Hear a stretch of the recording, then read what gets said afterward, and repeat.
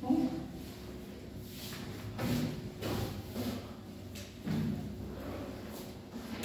तक हम लोग क्या पढ़ चुके थे? समास हो गए थे, संधि हो गई तो कर गया था। सॉरी पढ़ा था शब्दों के भेद पूछना है। कितने प्रकार के शब्द थे? सब आए थे ना कल जो आज में।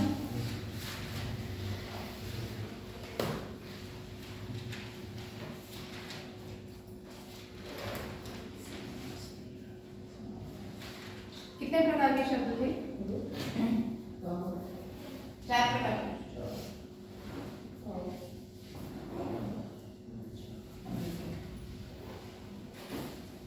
कौन कौन से 4 प्रकार थे?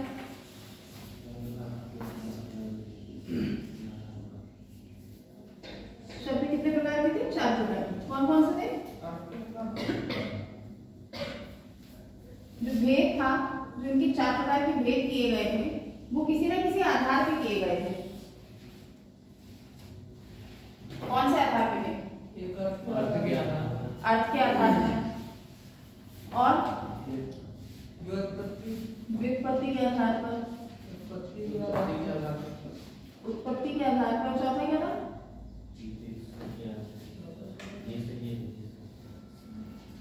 तीन ही प्रकार थे। लिखे थे नहीं?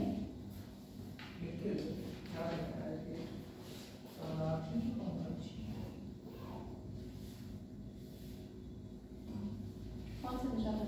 लिखा था? देखने वाला था क्या? रूपांतर क्या था?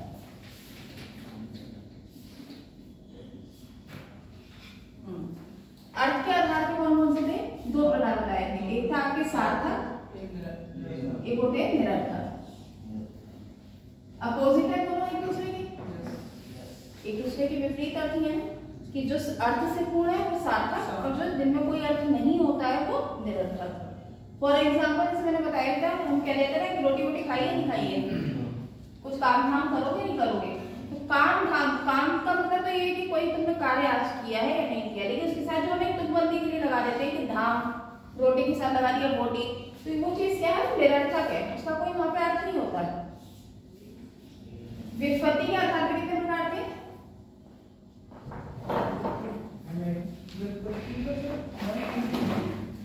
3 प्रकार।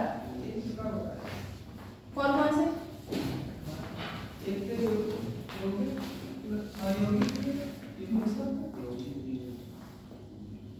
यौगिक थे,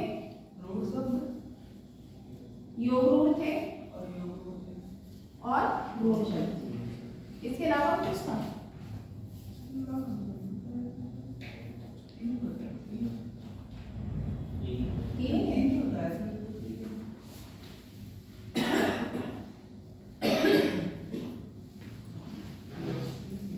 यौगिक कौन से शब्द थे? यौगिक शब्द कौन से थे?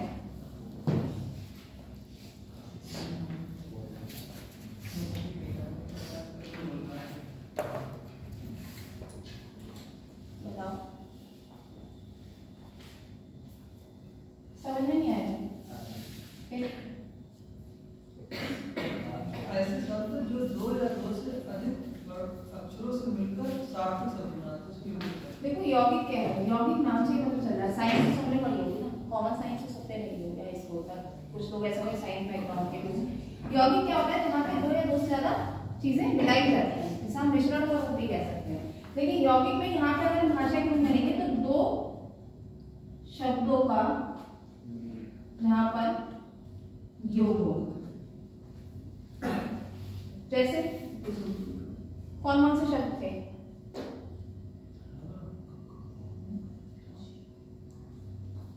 यौगिक में कुछ शब्द बताए थे नहीं बताए थे? हाँ,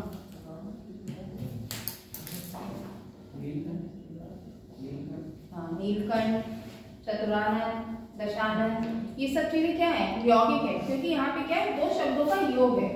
नीलकंठ जैसे बताया,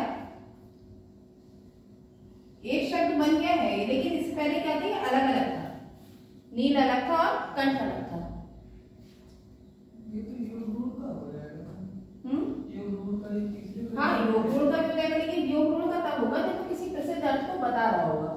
यहाँ पे सबने चलो नीलकंठ बन दो,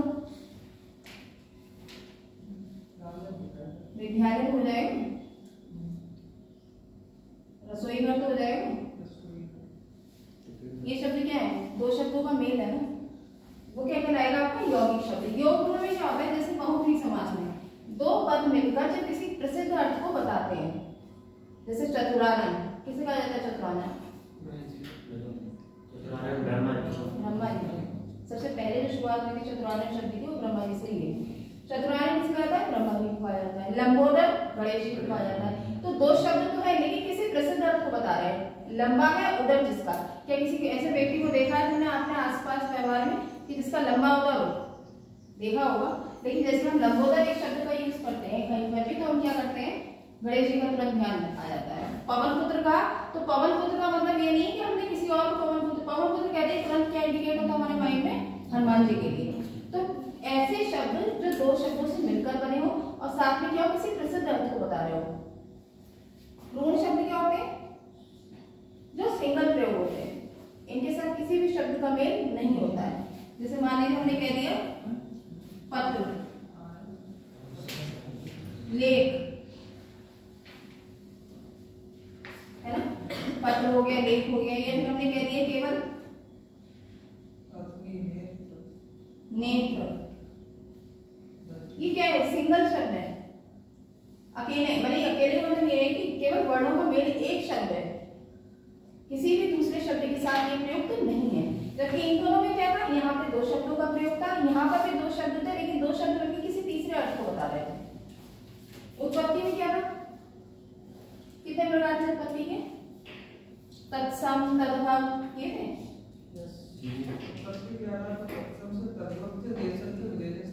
संकर थे।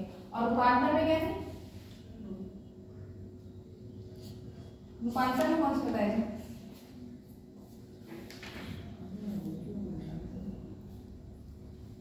कैसे रूपांतर, हाँ विकारी और अविकारी, जहाँ पे रूप का अंतर हो जाता है, चेंज हो जाता है। उत्पत्ति में क्या थे आपके, तत्सम थे, तद्भव थे, देशज, विदेशज और संकर। ठीक है, शब्दों की उत्पत्ति कहां से हो रही है, इन पांचों से हो रही है। बेसिकली जो हमारा है मौलिक तत्सम कहां से लिए गए, तत्सम शब्द वे शब्द होते हैं जो हमारे संस्कृत के जैसे प्रयुक्त होते हैं वैसे ही हमारे हिंदी में प्रयुक्त होने लगे, उनमें कोई भी परिवर्तन नहीं किया गया। तद्भव, तद्भव मींस तत्सम से जिनकी उत्पत्ति हुई हो, जैसे अग्नि से बना आग। देशज, अपने ही देश के अलग अलग क्षेत्रों से, लोकेलिटी से या बोलियों से लिए गए, इनहेरिट किए गए। विदेशज, जो विदेश से आए हुए, और संकर जो दो भाषाओं की मेल से बने। जरूरी नहीं एक ही भाषा की मेल रहे हो, हिंदी और इंग्लिश से भी हो सकता है, हिंदी और संस्कृत से भी हो सकता है। ये संकर का एक उदाहरण क्या दिया था, याद, टिकट घर, टिकट कहाँ से लिया गया है, इंग्लिश का, और घर क्या है, रेलगाड़ी, है ना। तो ये सारे शब्द क्या है आपके, संकर है। फिर उसके बाद आता है आपका रूपांतर। रूपांतर में कौन से थे, विकारी और अविकारी।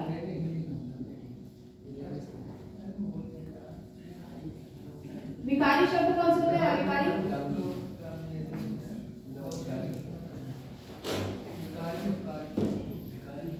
क्या बात है,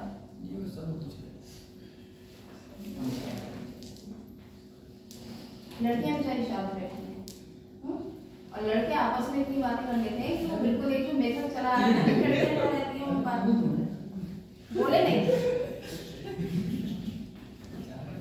विकारी शब्द कौन से होते हैं, जिनमें विकार उत्पन्न हो जाता है, और अविकारी शब्द जिनमें कोई भी विकार नहीं होता। लेकिन विकार किसके आधार पर उत्पन्न हो रहा है, विकार उत्पन्न होने के कुछ आधार होते हैं,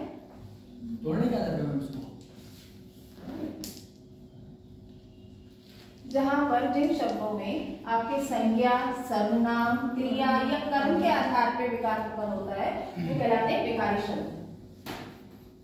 जैसे राम खेलती है, विकार है या नहीं खेलती है, क्योंकि राम क्या है, एक पुल्लिंग है, पुरुषवाचक संज्ञा है, और उसके साथ खेलती है जो क्रिया लगी है वो किसके लिए, स्त्रीलिंग पद के लिए, तो वो एक विकारी शब्द है। तो और अविकारी शब्द कौन से हैं, जिनमें किसी चीज का कोई प्रभाव नहीं पड़ता है, ना तो लिंग का पड़ता है, ना संज्ञा का पड़ता है, ना सर्वनाम का, ना समय का। जैसे किंतु, परंतु, लेकिन, किंतु, परंतु, यद्यपि, यद्यपि, तथापि, यत्र, तत्र, ये सब क्या है, ये अविकारी शब्द है। ये कहीं पर भी किसी भी काल में किसी भी क्रिया के साथ, किसी भी लिंग, किसी भी वचन के साथ प्रयुक्त हो सकते हैं। इनमें कुछ पूछना है नहीं?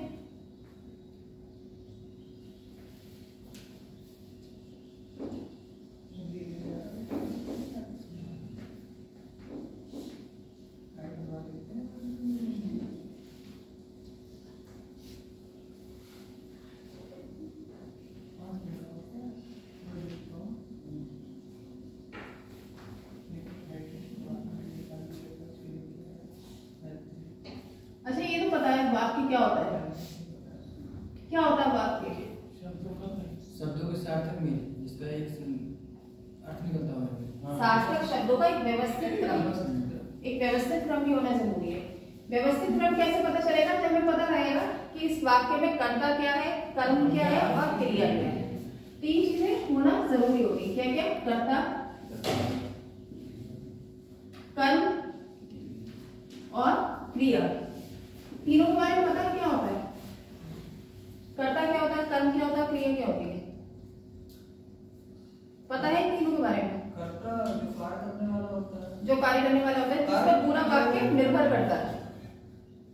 कर्म जो किया जाए, जो किया जाए, और क्रिया जो हो रही जो हो रही है। ठीक। कर्ता हमेशा कैसा रहेगा?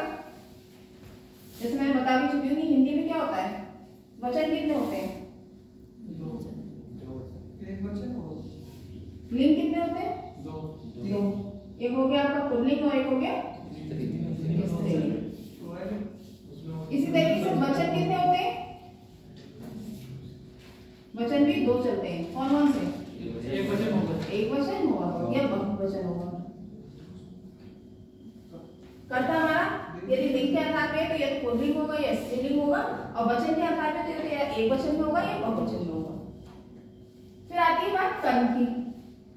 कर्म कैसा होता है? कर्म क्या होता है? जैसे कर्ता कर रहा हो। क्या ये बताओ, अगर कोई किसी वाक्य में कर्म नहीं हो तो क्या वो वाक्य कहलाएगा?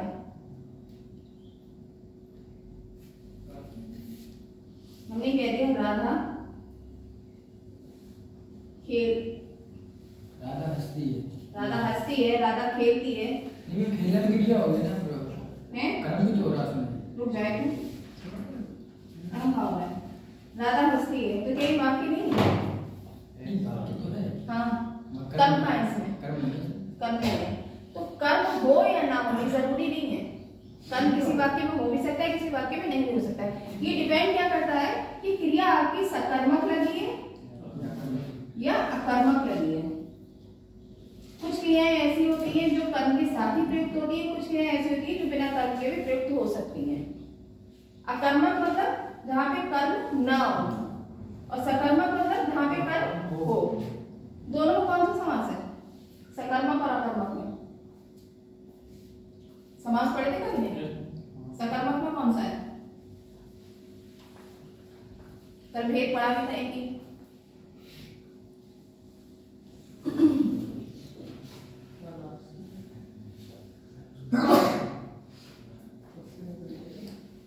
वो उसकी भी लगा है जब ऊपर वाला रिमाइंड कल पढ़ा था।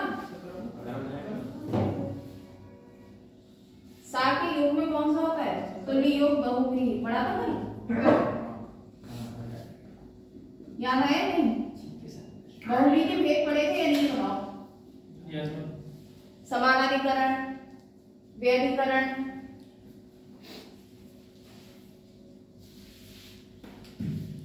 सा के योग में मैंने बताया था, कह दिया ना, सा परिवार आओ।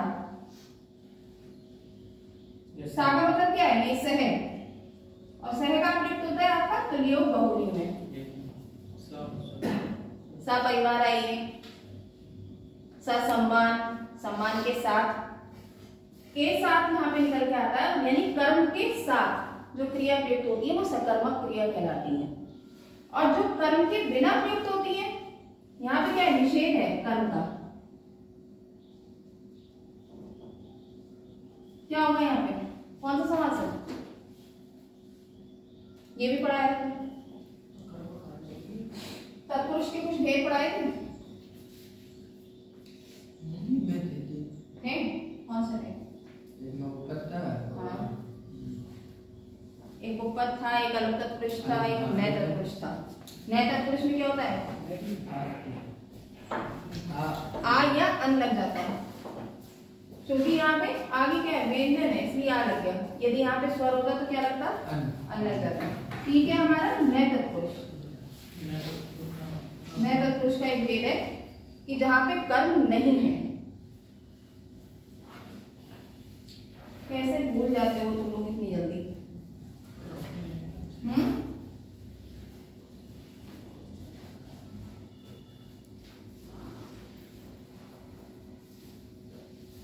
इसके साथ ही क्या होता है? सकर्मक और अकर्मक क्रिया के अलावा एक भेद और होता है, वो होता है आपका द्विकर्मक।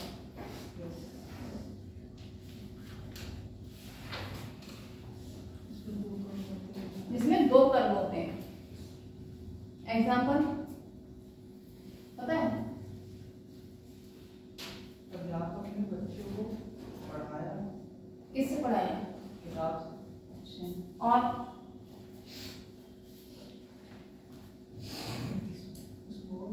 राम ने रावण को बाण से मारा। बाण से क्या वो कर्म है? बाण से कर्म कहाँ हो गया?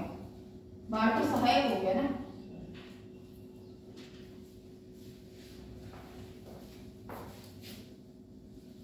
राम ने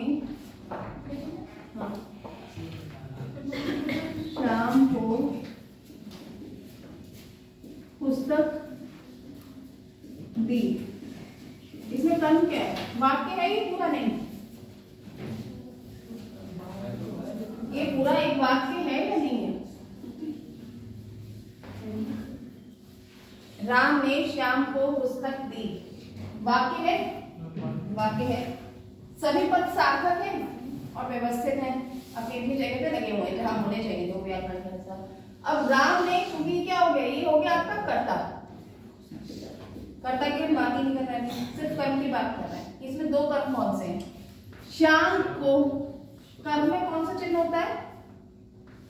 कर्म में कौन सा चिन्ह होता है? को।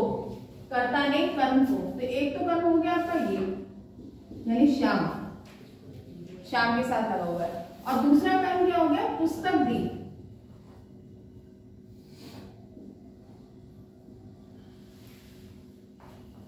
दो कर्म है नहीं है? एक हो गया आपका श्याम और एक हो गया आपका पुस्तक। पुस्तक किस कर्म में है? दो कर्म है ना, केवल द्विकर्मक धातु बता रहे हैं कि द्विकर्मक क्रियाएं कौन कौन सी होंगी। पुस्तक आएगा आपका प्रधान कर्म में, जहां पर दो कर्म प्रयुक्त होते हैं, एक होता है आपका प्रधान कर्म और एक होता है आपका गौण कर्म। अगर मान लीजिए हम यहाँ पे पुस्तक ना लिखते, केवल लिख देते राम ने श्याम को दिया, क्या दिया? पुस्तक दी, पेन दी, क्या दिया? हमें नहीं पता चल रहा है ना, तो इसलिए हमने क्या बताया? अगर हमने कह दिया राम ने पुस्तक दी, तब भी हमें नहीं पता चल रहा, लेकिन एक सेंटेंस पूरा हो रहा है कि राम ने पुस्तक दी, तो हमारा प्रधान कर्म क्या हो गया? हमारा पुस्तक, और किसे दिया है वो हो गया हमारा गौण कर्म। ये होती है द्विकर्मक। अगर वाक्य को याद आओ तो पूछा जाता है आपसे कि द्विकर्मक कौन सा है, पहचानिए। ऑप्शन इसी तरीके के आते हैं, तो उसमें क्या होगा? आपका प्रधान कर्म होगा, जो चीज हम दे रहे हैं और जिसके लिए दे रहे हैं वो होगा आपका गौण कर्म।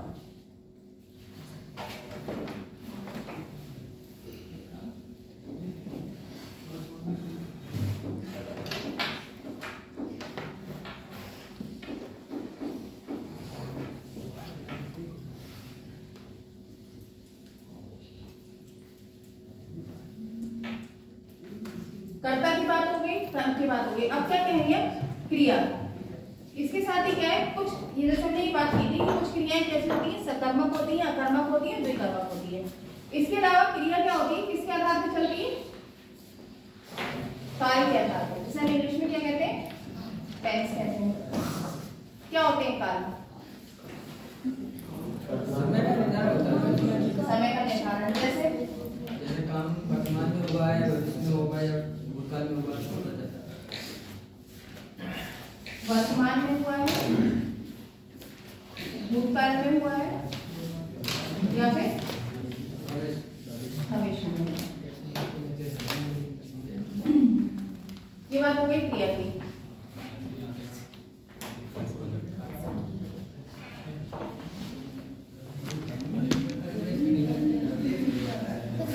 पूछना है कुछ? इनमें से कुछ पूछना है? बस क्या ये बस इतना समझाया, बाकी तो कल का पुराना वाला ही है। मैं बता रही थी वाक्य। वाक्य होता क्या है? सार्थक शब्दों के व्यवस्थित क्रम को वाक्य कहते हैं। क्या व्यवस्थित होना जरूरी है? अगर हमने लिख दिया है यहाँ पे, राम ने पुस्तक दी शाम को, क्या वो व्यवस्थित होगा? व्यवस्थित होगा या नहीं होगा? क्यों? क्योंकि वो व्याकरण के अनुसार उसमें क्रिया या कर्म का जो एक व्यवस्थित क्रम है वो अपने नियोजित स्थान पर नहीं है। तो एक कह सकते हैं कि जो सार्थक शब्दों का एक व्यवस्थित क्रम है वो क्या कहलाता है? वाक्य कहलाता है। और वाक्य से मिलकर क्या बनता है? गद्य बन गया, पद बन गया। बात कर रहे हैं वाक्य में। वाक्य में सबसे पहले क्या आता है आपका? कर्ता। सबसे पहले आ गया आपका कर्ता, फिर आता है कर्म, फिर क्रिया। क्रिया के साथ ही सहायक क्रिया या जो भी आपका लगना है वो लगता रहता है। अब कर्ता की बात करते हैं। हिंदी में अगर हम बात,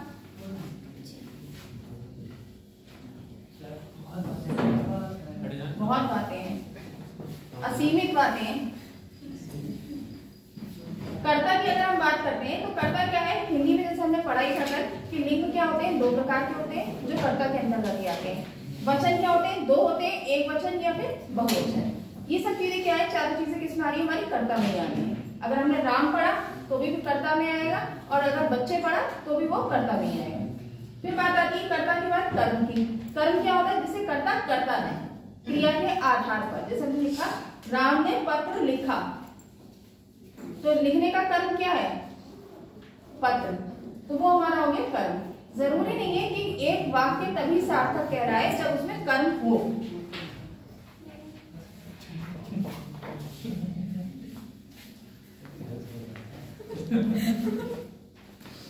क्या बात?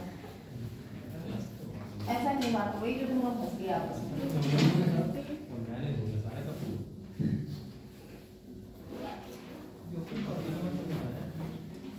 जरूरी नहीं है कि वाक्य में कर्म हो। अगर मान लीजिए एक वाक्य में अगर कर्म नहीं पाया जाता है तो ये नहीं कहा जा सकता कि वो वाक्य गलत है। जैसे मैंने बताया भी था कि कुछ क्रियाएं कैसी होती है? अकर्मक होती है, जिनमें क्रिया का अभाव पाया जाता है। अब बात आई कर्म की। कर्म के बाद क्या आता है आपका? क्रिया। तुम लोग आगे बैठो, आ गया आ गया। हाँ, आलोक नाम है ना? नहीं आ गया। पीछे देखे नहीं है, आ गया।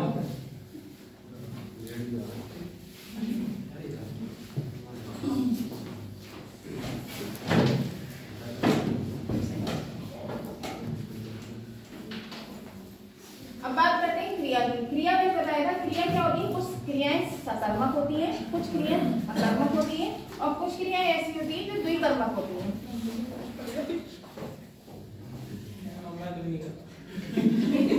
तुम कुछ कर ही तो नहीं रहे।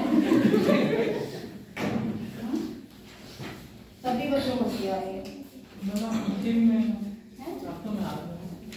नहीं तो कहना कुछ कर नहीं रहे तो भी हंसा रही। पता नहीं ऐसा कौन सा ना करने वाला कर्म है तुम्हारा। सकर्मक क्रियाएं कौन सी होती हैं? जिनके साथ कर्म का होना जरूरी होता है। अकर्मक जिनके साथ कर्म का होना जरूरी नहीं होता है। जैसे हंसना, रोना, ये सब चीजें क्या है? अकर्मक क्रियाएं। और द्विकर्मक क्रियाएं वे क्रियाएं होती हैं जिनमें दो कर्म प्रयुक्त होते हैं। जैसे मान लीजिए मैंने एक वाक्य में लिखा था, राम ने श्याम को पुस्तक दी। ये एक वाक्य है पूरा, सार्थक वाक्य है क्योंकि इसमें क्रिया कर्म सब अपनी अपनी जगह पे नियोजित व्यवस्थित लगा हुआ है। लेकिन यहाँ पे दो कर्म कैसे प्रयुक्त हुए? एक हुआ है आपका श्याम और दूसरा हुआ है पुस्तक। अब ये कैसे पहचान करेंगे कि कौन सा प्रधान कर्म है और कौन सा गौण कर्म?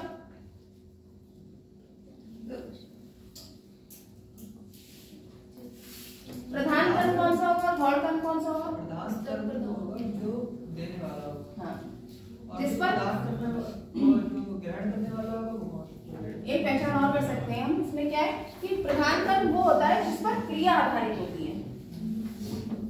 अगर मान लीजिए यहाँ पे पुस्तक था, पुस्तक क्या है? स्त्रीवाचक शब्द है ना। पुस्तक दी, पुस्तक दिया शुद्ध होगा? नहीं। पत्र दिया ये शुद्ध है, लेकिन पत्र दी ये शुद्ध नहीं है। तो जिस पे क्रिया आधारित होती है वो हमारा क्या हो गया? प्रधान कर्म हो गया। और जिसके लिए दिया जा रहा है वो क्या हो गया? हमारा गौण कर्म हो गया। तो पुस्तक क्या हो गया? हमारा प्रधान कर्म। और श्याम क्या हो गया? हमारा गौण कर्म। फिर क्या पढ़ा हमने? क्रिया। क्रिया किस पर और आधारित होती है? काल पर आधारित होती है। कैसे? तीन प्रकार के काल थे, भूत, भविष्य और वर्तमान। वर्तमान की क्या पहचान है? जो हमारा इस समय चल रहा है, ता, ती, ते, ये सब चीजें आ रही हैं। भूतकाल में क्या है? या तो था आएगा या भूतकाल कोई शब्द आएगा। जैसे आया, गया, जो काम हो चुका है। और भविष्य में क्या होता है? क्या? गागी, ये कौन सी भाषा बोलने लगता है?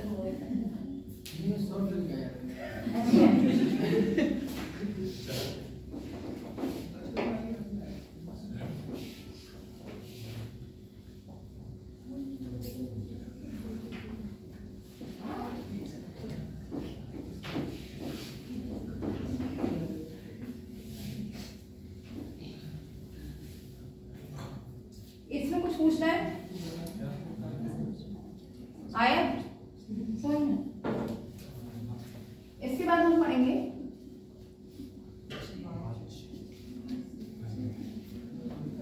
क्या होते हैं वाच्य।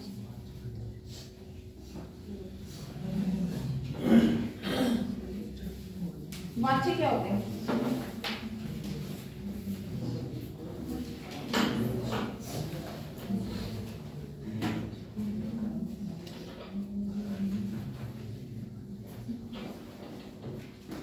वाच्य परिवर्तन है ना सिलेबस में? प्रीवियस ईयर क्वेश्चन पेपर में है।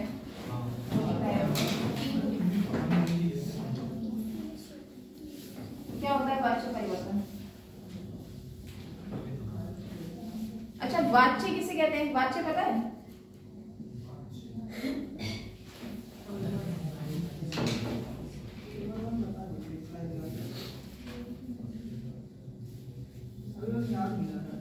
याद नहीं आ रहा?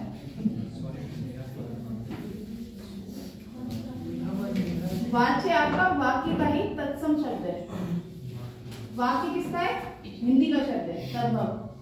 और वाच्य क्या है? संस्कृत का।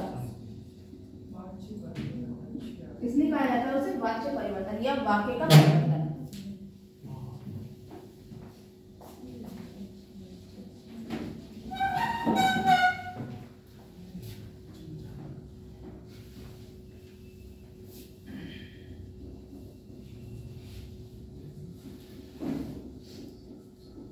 प्रकार, वाच्य परिवर्तन के कुछ प्रकार होते हैं या फिर उनकी पहचान कैसे होती है कि किसका वाच्य है ये।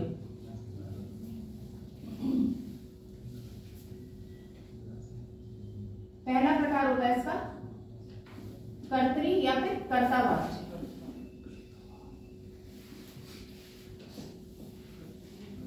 क्या मतलब हुआ कर्तरी या कर्ता? किसी भी वाक्य में किसकी प्रधानता होती है सबसे ज्यादा?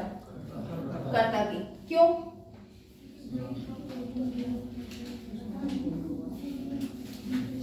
कर्ता की प्रधानता क्यों होती है? क्योंकि कर्ता के आधार पे ही पूरे वाक्य का निर्माण होता है। यदि क्रिया गलत लग जाती तो भी वाक्य गलत कहलाता है, और यदि कर्म गलत लग गया तो भी वाक्य क्या होगा, गलत होगा। तो डिपेंड किस पे करता है, कर्ता पे। कर्तावाच्य जैसे हमें नाम से ही पता चला, यहाँ पे कौन प्रधान होगा, कर्ता।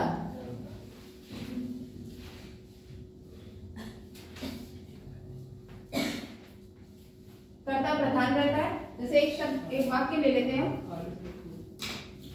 राम घर जाता है। राम घर जाता है, इसमें कर्ता क्या है, पहले बताओ वाक्य सही है, राम घर जाता है, सही है ना। कर्ता क्या है इसमें, राम। कर्ता के अनुसार क्रिया सही लगी है, सही है। और कर्म क्या है, घर। और ये हो गई आपकी क्रिया। तो कर्तावाच्य का एक सबसे सही उदाहरण यही है कि राम घर जाता है, जहाँ पे कर्ता प्रधान होता है और कर्ता के अनुसार ही क्या होती है, क्रिया प्रयुक्त होती है। जैसा कर्ता होगा, जिस वचन का कर्ता होगा वैसे ही वचन की क्रिया लगेगी। अगर यहाँ पे बहुवचन का कोई कर्ता होता, मान लीजिए राम की जगह क्या होता, विद्यार्थी, या फिर कह सकते हैं बच्चे। बच्चे कैसा है, बहुवचन है, एक वचन है, क्रिया कैसी लगेगी,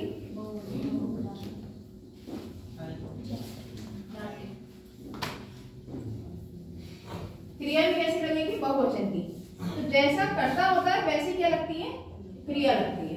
यदि बहुवचन का कर्ता होगा तो बहुवचन की क्रिया लगेगी, एक वचन का कर्ता होगा तो एक वचन की क्रिया लगेगी। और उसी के आधार पर हम क्या शुद्ध कर लेते हैं, अशुद्धि संशोधन जो करने के लिए आता है आपके वाक्य में, किस वाक्य में कौन सी अशुद्धि है, वो आप इसी के आधार पर पहचान सकते हो कि कर्ता किस वचन का है, किस लिंग का है, और क्रिया क्या लगी हुई है। या फिर कर्म लगा है तो कर्म गलत तो नहीं लगा है कहीं पर। दो चीज हो गई। अब क्या है, कर्तावाच्य के अलावा दूसरा वाच्य जो हमारा होता है वो होता है कर्म। क्या होता है कर्मवाच्य, जब हमारा वाक्य यहीं पर सही था तो फिर हमें कर्मवाच्य की जरूरत ही क्यों पड़ी। हाँ, कर्म की प्रधानता होती है। जैसे अंतर क्या होता है दोनों में,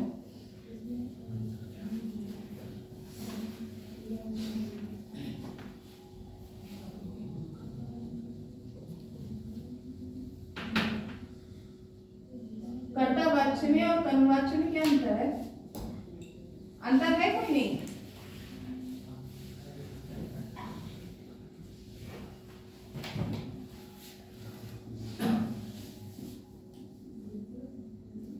जैसे कर्तावाच्य में क्या था, जो नाम प्रमुख है उसकी प्रधानता है, कर्ता की प्रधानता है। सेम वैसे कर्मवाच्य में क्या होगा, पहली बात तो क्या है, कर्म की प्रधानता होगी।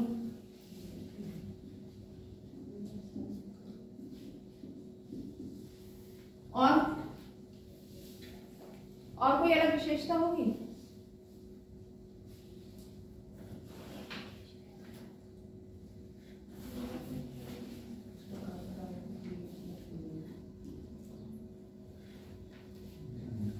कर्ता किसके द्वारा होगा, कर्ता कैसा होगा, जैसे लिखा हुआ था वाक्य में वैसे ही रहेगा, कुछ चेंजेस होंगे उसमें।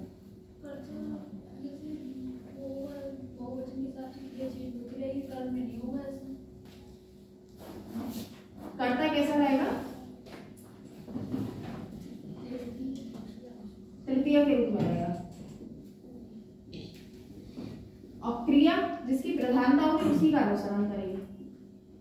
प्रधान क्या है यहाँ पे, कर्म।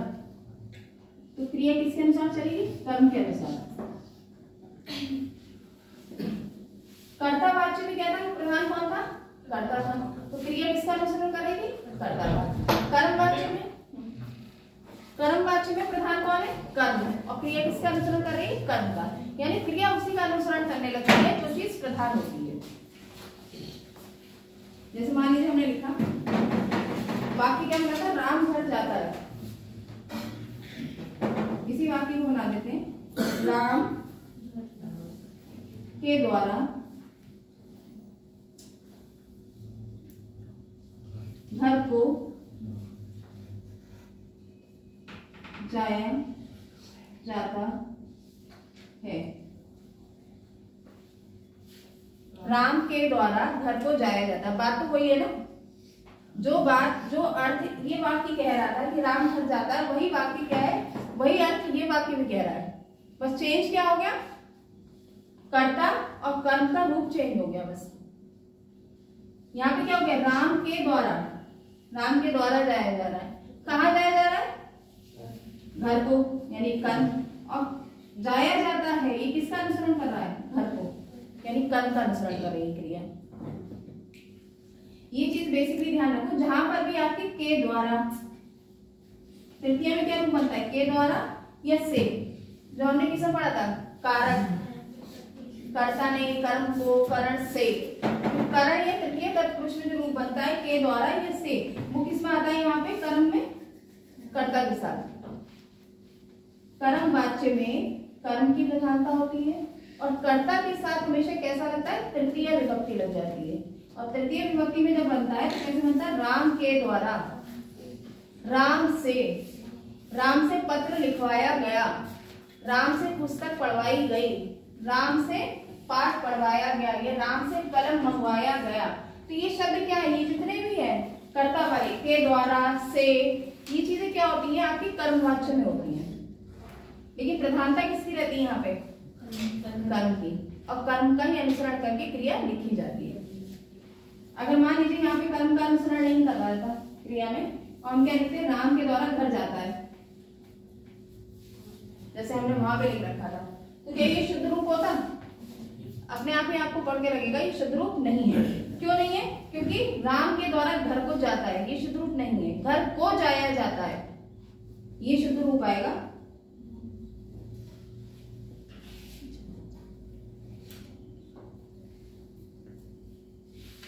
समझ में आ रहा है या नहीं, आ रहा है? उदाहरण बताओ दोनों के, कर्तावाच्य का और कर्मवाच्य का।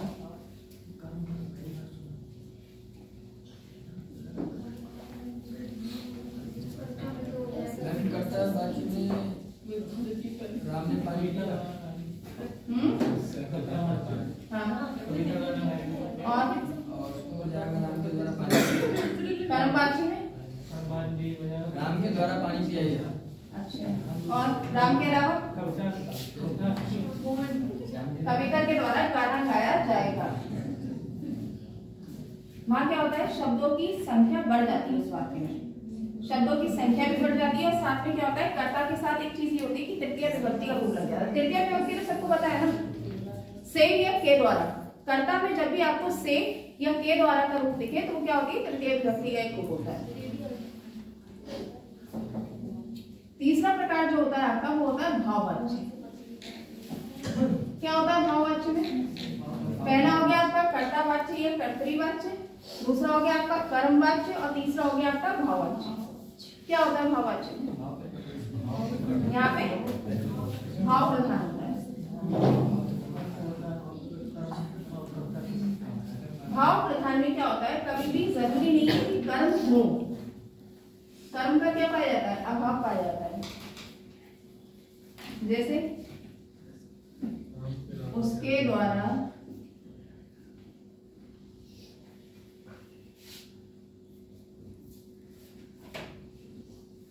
खेला जाता है,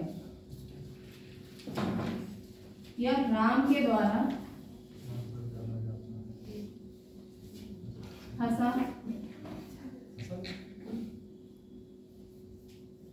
जाता है।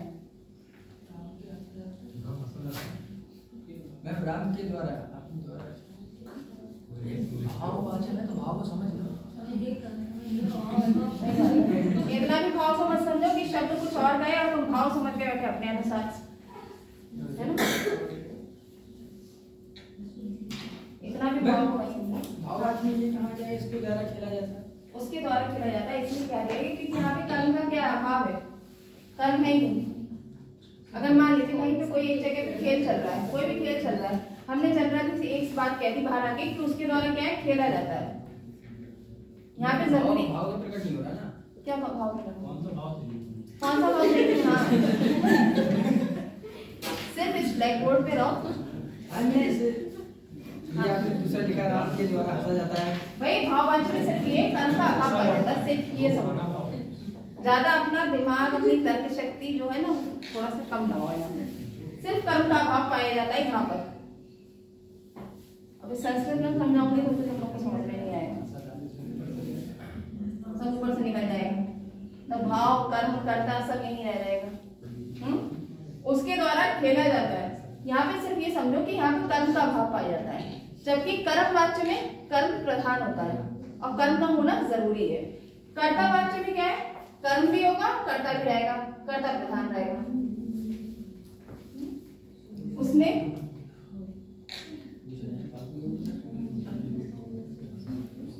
इसके साथ क्या होता है, भाववाच्य में वे क्रियाएं प्रयुक्त होती हैं जो अकर्मक होती हैं, जिन्हें कर्म की जरूरत नहीं होती है। जैसे मैंने बता चुकी हूँ, कुछ क्रियाएं कैसी होती है, सकर्मक होती हैं, कुछ क्रियाएं अकर्मक होती हैं और कुछ कैसी होती है, द्विकर्मक होती है। इन दोनों में, सकर्मक में और द्विकर्मक में कर्म का होना जरूरी होता है, लेकिन अकर्मक क्रियाओं में कर्म का होना जरूरी नहीं होता है। यानी केवल हम क्रिया मात्र कह देने से क्या होता है, पूरे वाक्य का अर्थ समझ जाते हैं, पूरे वाक्य का भाव समझ जाते हैं। उसने लिखा, वाक्य खत्म हो गया, कर्ता भी है और क्रिया भी है, लेकिन यहाँ पहचान क्या है, कर्म नहीं है। और साथ में क्या है कि जो हमारा कर्ता है वो किसमें है, कर्मवाच्य की तरह, थर्ड फॉर्म में, उसके द्वारा, उसने।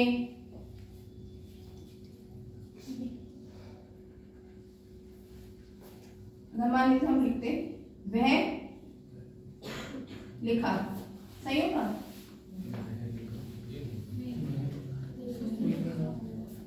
वह लिखा, वह शब्द सही है, इस वाक्य में नहीं सही है, लेकिन वह शब्द सही है, वह शब्द तो सही है ना, और लिखा भी शब्द सही है। अलग अलग अगर बात करते हैं तो दोनों पद सार्थक है, लेकिन इस पद में, इस वाक्य में सार्थक नहीं है। क्यों?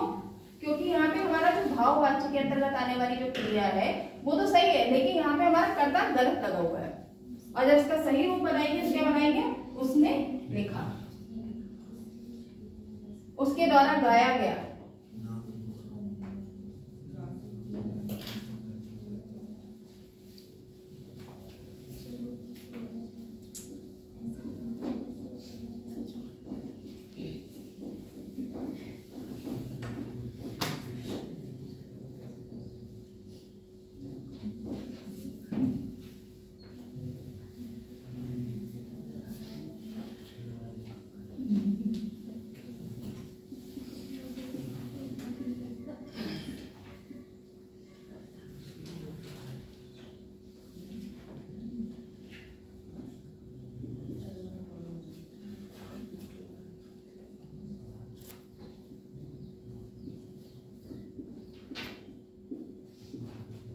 किसान खेत जाता है, सही वाक्य,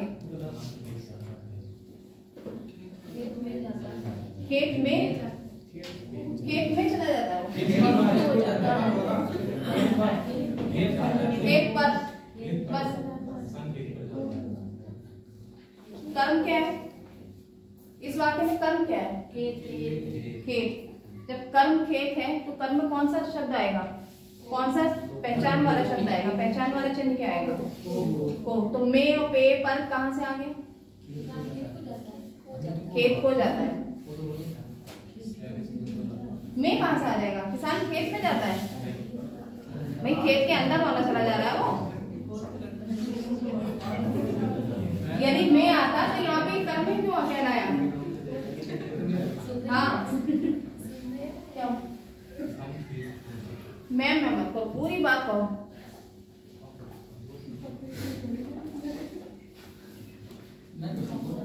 नहीं बोले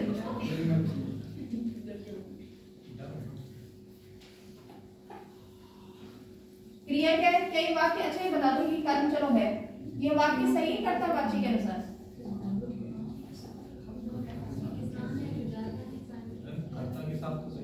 कर्ता वाच्य के हिसाब से सही है ना। कर्ता क्या है इसमें, किसान, और क्रिया क्या है, जाता है। क्रिया कर्म का, सॉरी, क्रिया जो है वो कर्ता का अनुसरण कर रही है, नहीं कर रही है ना। अगर मान लीजिए हमने कह दिया किसान खेत को या खेत जाती है, तो सही होगा कि हमने यहाँ पे किसान की जगह पे लिख देते कोई भी महिला, तो सही होता ना। तो यहाँ पे क्या है, अगर जाती है तो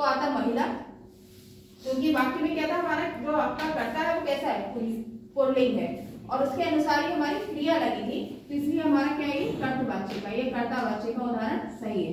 खेत को जाता है, ये क्या हमारा कर्म, यहाँ पे में पे पर वाली बात मत करना, सिर्फ कर्म की बात हो रही है, ना कि अधिकरण की, वो अधिकरण में आता है। पलंग पर सोता है, पलंग को जाता नहीं है, वहां पे आएगा, क्या आएगा, पलंग पर सोता है।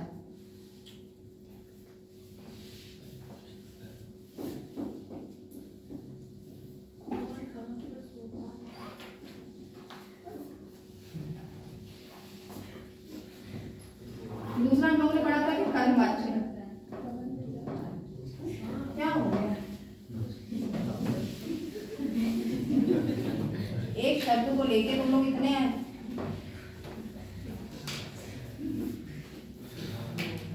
दूसरा हम लोगों ने क्या पढ़ा था, कर्मवाच्य। क्या होता है कर्मवाच्य में, कर्म की प्रधानता होती है और साथ में क्या होता है, कर्ता में तृतीय विभक्ति लगती है। तृतीय विभक्ति की पहचान होती है से लगा होगा या फिर के द्वारा लगा होगा। क्रिया किसका अनुसरण करती है, जो प्रधान होता है कर्म का।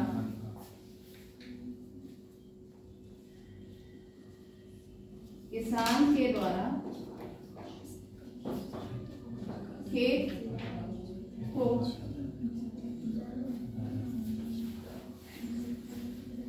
जाया जाता है। यहाँ पे क्या है, कर्ता क्या है, के द्वारा, पहचान हो गई। खेत को, ये क्या हो गया हमारा कर्म, और कर्म के अनुसार ही हमारी क्या लगी है, क्रिया लगी है। और तीसरा हमने क्या पढ़ा था अभी, भाववाच्य, जहां पर भाव की प्रधानता होती है और साथ ही क्या होता है, ये जरूरी नहीं है क्रिया में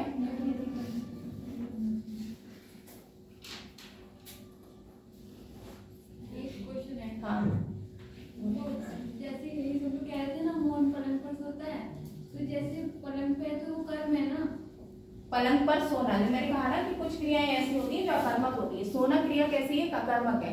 पलंग पर सोता है, पलंग को सोता नहीं है, वो क्रिया नहीं होगी। क्रिया तो है लेकिन कर्म नहीं होगा। कर्म कैसे होगा, मोहन पलंग पर सोना तो क्रिया कर रहा है, लेकिन किस पे कर रहा है, वो पलंग पर कर रहा है, तो कर्म नहीं है पलंग। क्रिया कैसी है, वो सकर्मक है। यानी ऐसी क्रियाएं, कुछ ऐसी क्रियाएं होती हैं जो कर्म के साथ प्रयुक्त होती है, उनके साथ कर्म का होना जरूरी होता है। जैसे यहाँ पे क्या था, जाने की क्रिया हो रही है लेकिन इसके साथ कर्म का होना जरूरी है। लेकिन कुछ क्रियाएं ऐसी होती हैं जहां पर कर्म का होना जरूरी नहीं होता है। तो जब कर्म का होना जरूरी नहीं है तो वो कर्म क्रियाएं कहलाएंगी। जैसे सोना क्या है, हमने कह दिया राधा सोती है, बैठो तुम बैठो, हाँ तुम खड़े हो, बोलो खड़े हो, बोलो। आपस में बैठ के ना जब बोलते हो तो ऐसा नहीं लगता है कि, और बच्चे इतने कम है कि पता ही नहीं, पता तो चली जाता है कि कौन बोला कौन हंसा। राधा सोती है, सही वाक्य है या नहीं, सही है। कर्म क्या है इसमें, क्रिया हो रही है, क्रिया हो रही है केवल। तो कुछ क्रियाएं ऐसी होती, क्या उसके साथ कर्म का होना जरूरी था।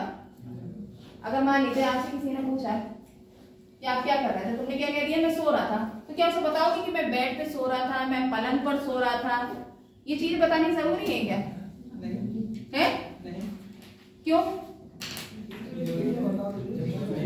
भाई केवल उस क्रिया के कह देने मात्र से ही हमें भाव का बोध हो जाता है। ऐसी क्रियाएं जिन्हें कह देने मात्र से ही पूरे भाव का बोध हो जाता है, वो कहलाती है आपकी अकर्मक क्रिया। वहां पे कर्म का होना साथ में जरूरी नहीं होता है। पलंग पर ये क्या है, ये कर्म नहीं है, ये अधिकरण है। सोने का आधार है पलंग, कर्म नहीं कर रहा है। कर्म तो वो कर ही रहा है सोने का, उसके अंदर कर्म अपने आप ही छुपा हुआ है सोने में।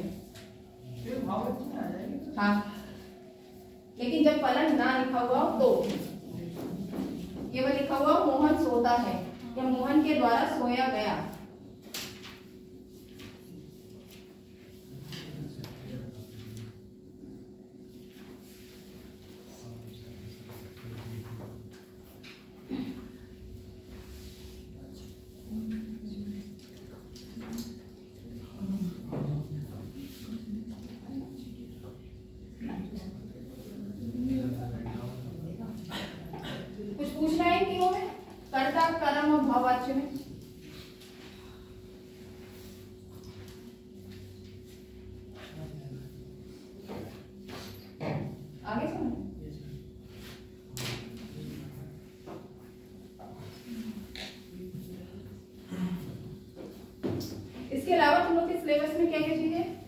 विराम चिन्ह है ना, यस विराम चिन्ह क्या होते हैं? विराम चिन्ह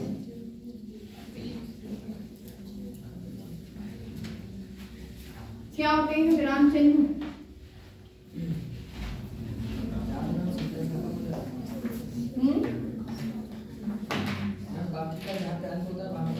केवल अंत होता है या ठहराव होता है, ठहराव होता है, और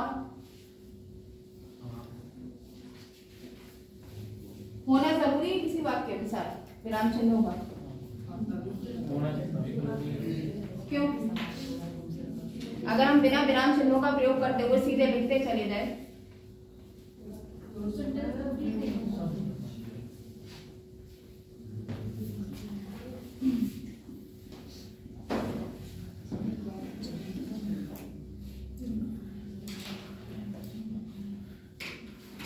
विराम चिन्ह इंग्लिश में क्या कहते हैं? पंक्चुएशन।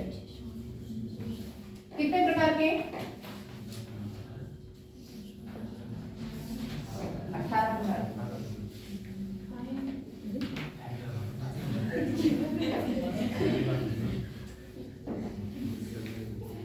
ऐसा क्या है? आपस में कह लिए, आपस में हंस लिए।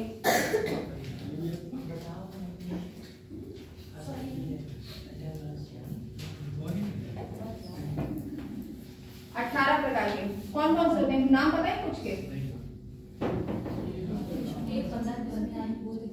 कौन सा? पहला होता है पूर्ण विराम। पूर्ण विराम क्या लगता है? जहां पे हमारा वाक्य खत्म हो जाता है और दूसरा वाक्य शुरू होता है। जैसे हम इंडिकेट करते हैं किससे? केवल सिंपल सा एक विराम लगा के, विराम लगा लिया, वाक्य बात खत्म हुई। दूसरा कौन सा होता है? अर्ध विराम। कैसा होता है अर्ध विराम?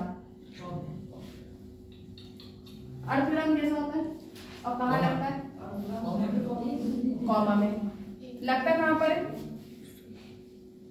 जब सेंटेंस को जोड़ना हो उसमें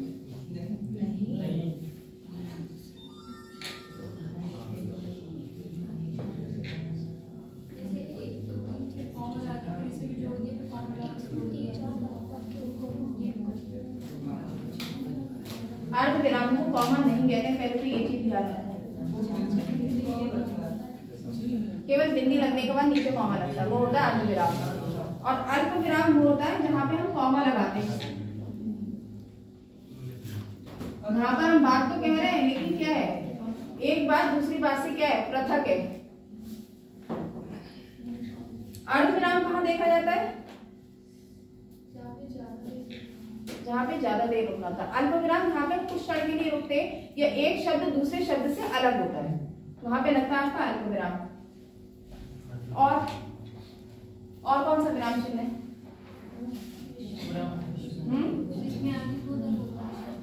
विस्मयादिबोधक।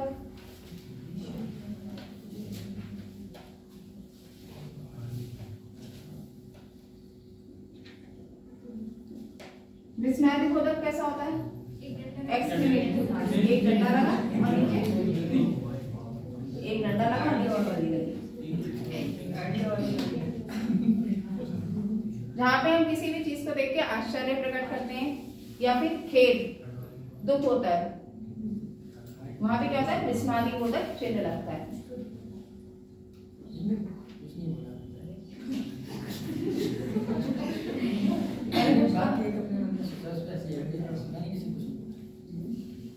विस्मयादिबोधक। फिर आता है आपका प्रश्नवाचक।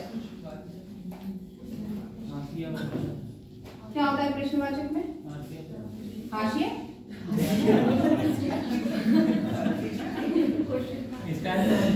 हाँ, स्टाइल। Question mark. ये होता है हाशिया।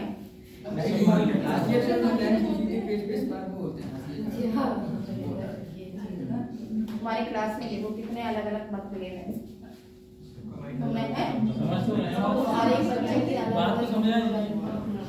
इंडिविजुअल डिफरेंस है। प्रश्नवाचक कहाँ लगा हुआ होता है? जहाँ पर भी कोई भी हमारा क्वेश्चन वर्ड या हम किसी से कोई प्रश्न कर रहे होते हैं, जिज्ञासा होती है, वहां पे हम प्रश्नवाचक लगाते हैं। प्रश्नवाचक के बाद क्या आता है आपका? योजक चिन्ह।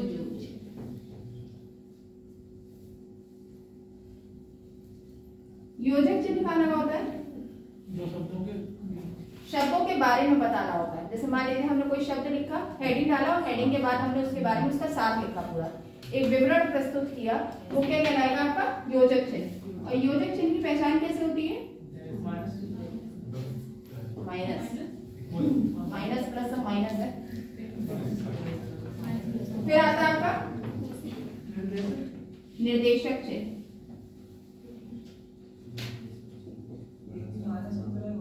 ये भी माइनस की तरह होता है, लेकिन लगता कहाँ पर है? नीचे। कुछ भी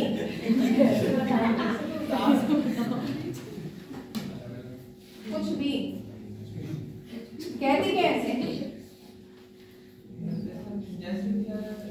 ऐसे विलोम शब्दों में लगता है। विलोम शब्दों में। और योजक नहीं लग सकता वहां उदाहरण लिख दे, उसके पहले जैसे का प्रयोग कर दे, जैसे का होता है निर्देश का प्रयोग कर।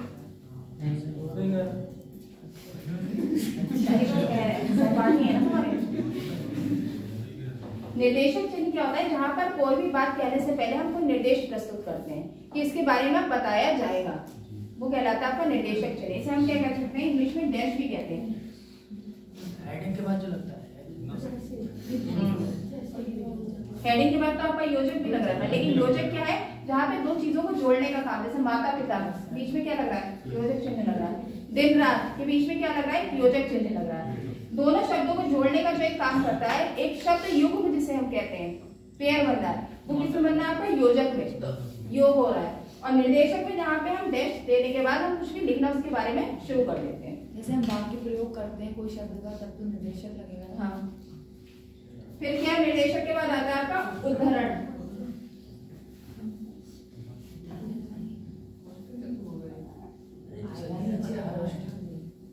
उद्धरण चिन्ह क्या होते हैं?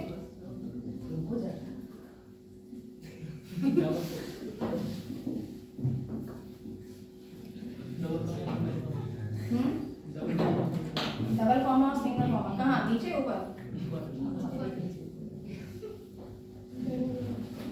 कहाँ लगते हैं?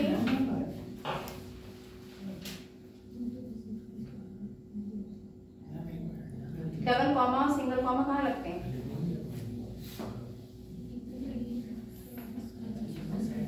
किसी सेंटेंस में किसी शब्द को इंडिकेट करने के लिए तब डबल कॉमा। किसी भी बात को कहने के लिए, किसी मान लीजिए कोई शिक्षाविद है, कोई मनोवैज्ञानिक है, उसने कोई बात कही हो, अपनी विशेष बात को, किसी भी बात की विशेषता को बताने के लिए हम क्या करते हैं? उद्धरण चिन्ह का प्रयोग करते हैं। कोई डेफिनेशन लिखी हुई हो, उसके ऊपर लगाते हैं ना इस तरीके का, या सिंगल कॉमा।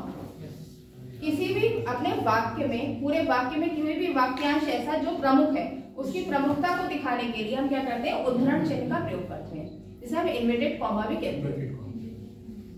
उद्धरण चिन्ह के बाद क्या आता है आपका? कोष्ठक।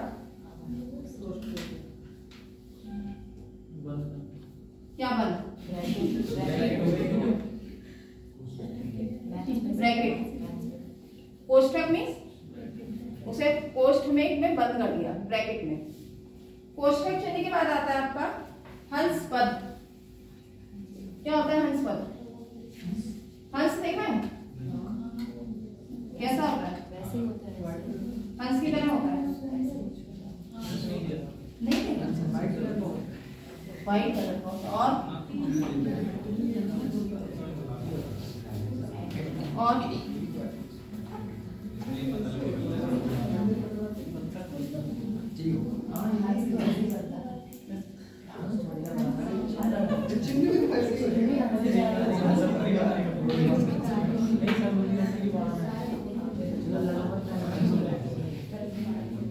देखा या नहीं देखा? आपस में देखा?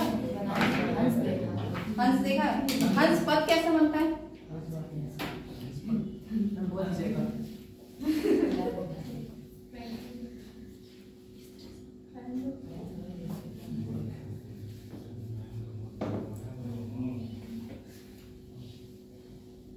नीचे मत लिखिए प्लीज।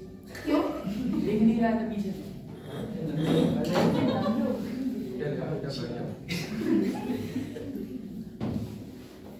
तो आगे बढ़ना होगा, पीछे बैठे सर कहते हैं मुझसे। आ गया? हम पीछे वालों ने देखे हुए। हाँ ये शायद क्यों? तो नीचे बैठ जाओ। नहीं तो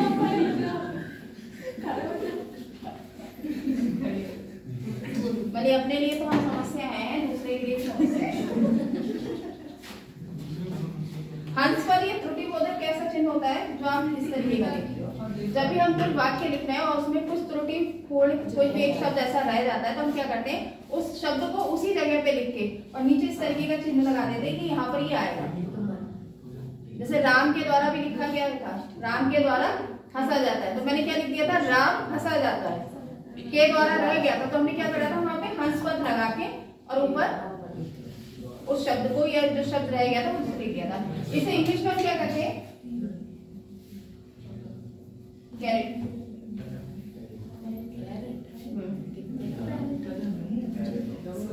कैरेट। ये तो गए 10 प्रकार। 11वां है आपका लोक सूचक।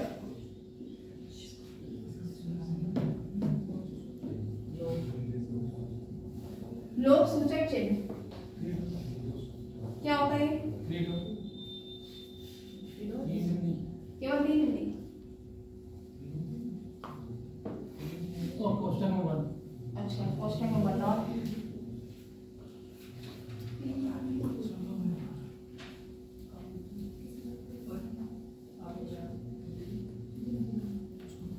लोक सूचक में और लाघव में क्या अंतर है?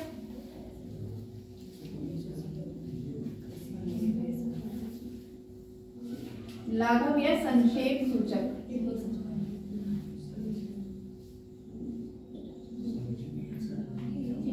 क्या अंतर है?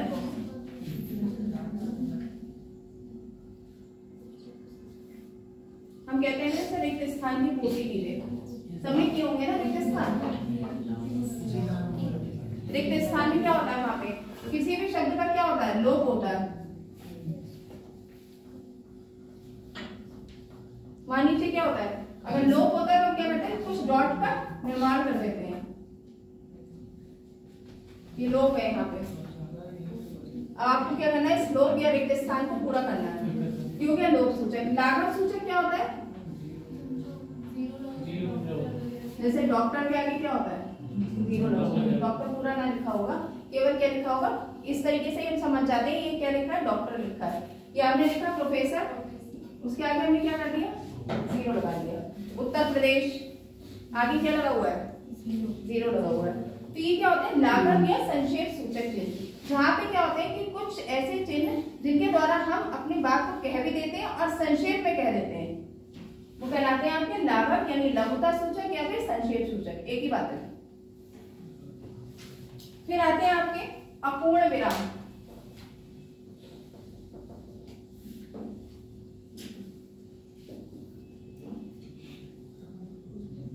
अपूर्ण विराम ये कहाँ होता है? विराम देखा होगा, अर्ध विराम भी देख लिया, अल्प विराम भी देख लिया। अपूर्ण विराम कहाँ होता है?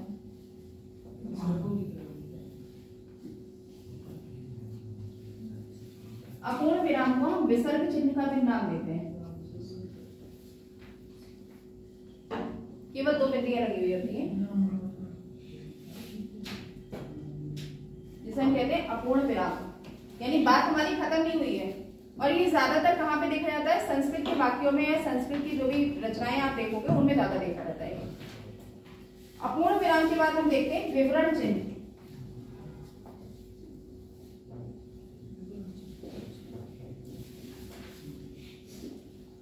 कहाँ होता है विवरण चिन्ह? जहां पे हमें किसी बात के बारे में बताना होता है, विवरण देना होता है। हेडिंग में जो आता है, हेडिंग के आगे जो लगाया जाता है वो यही होता है। हेडिंग के आगे भी लगा सकते हैं, लेकिन हेडिंग के आगे ये नहीं कह सकते, जैसे मान लीजिए हमें केवल संक्षिप्त में कोई बात कहनी है तो हम कह सकते हैं, तो हमने कहा ना कोई एप्लीकेशन लिखी है, एप्लीकेशन के हमने आगे क्या लिखा, पहले लिखते हैं ना, जैसे लिखा संबोधन किया, संबोधन के बाद हम क्या लिखते हैं उसके आगे? विषय।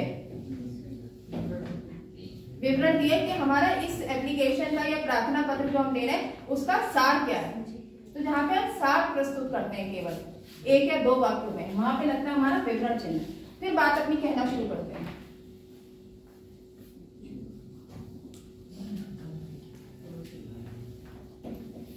विवरण के बाद आता है आपका तुल्यता सूचक, जिसे हम कहते हैं इक्वल का साइन है।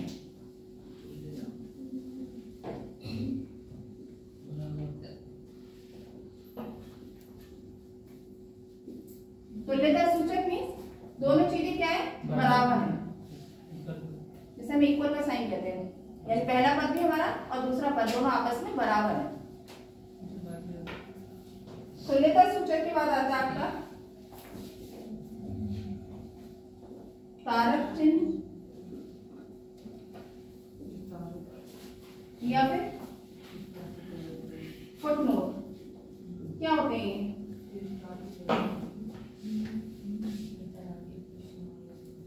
कारक चिन्ह किसे कहते हैं?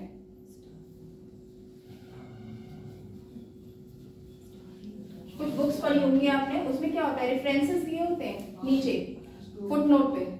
उन रेफरेंसेस, वो रेफरेंसेस आपके क्या ऊपर पूरे दिए हुए हैं, पूरे पार्ट में दिए हुए हैं, लेकिन वो रेफरेंसेस कहाँ से लिए गए हैं, या किस राइटर से लिए गए, किस राइटर की किस एडिशन की बुक से लिए गए, किस पब्लिकेशन की बुक से उठाए गए, उन्हें हम प्रदर्शित करने के लिए हम क्या करते हैं? फुटनोट देते हैं, जिन्हें हम किसी भी तरीके से प्रस्तुत कर सकते हैं।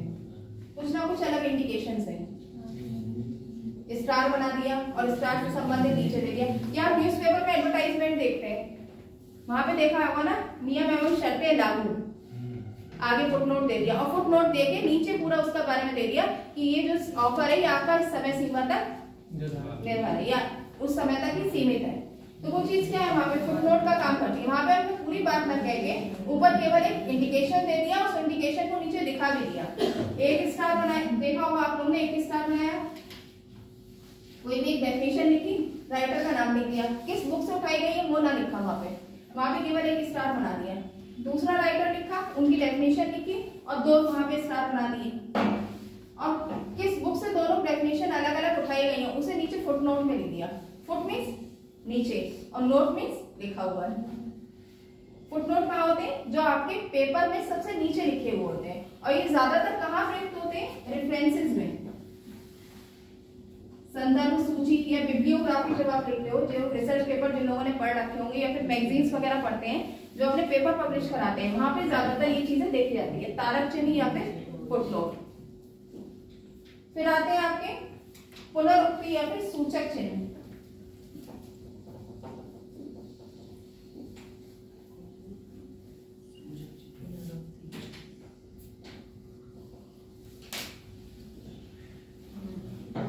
पुनरुक्ति चिन्ह या फिर सूचक चिन्ह, इनका ज्यादातर प्रयोग हम किस में देखते हैं? मंत्र वगैरह में, केवल इस तरीके के जो लगे हुए होते हैं, एक शब्द से दूसरे शब्द को अलग करने की बात की जाती है। ये हिंदी में ज्यादातर प्रयुक्त नहीं होते हैं। हिंदी में इसका एक रूप जो प्रयुक्त होता है वो होता है आपका कौन सा? उद्धरण वाला, सीधा और उल्टा, यहाँ पे हम लिमिटेड कॉमा बनाते हैं। लेकिन ये जो आपके पुनरुक्ति चिन्ह ये कहाँ पे प्रयुक्त होते हैं? जहाँ पे हम मंत्रों का ज्यादातर आप लोग देखोगे, वैदिक मंत्र देखोगे, वहां पे ये ज्यादा प्रयुक्त होते हैं। यहाँ पे सूचना दे रहे हैं केवल किसी बात की, एक शब्द को दूसरे शब्द से अलग कर रहे हैं, लेकिन लगते कहाँ है? ऊपर ही लगते हैं, नीचे नहीं लगते हैं।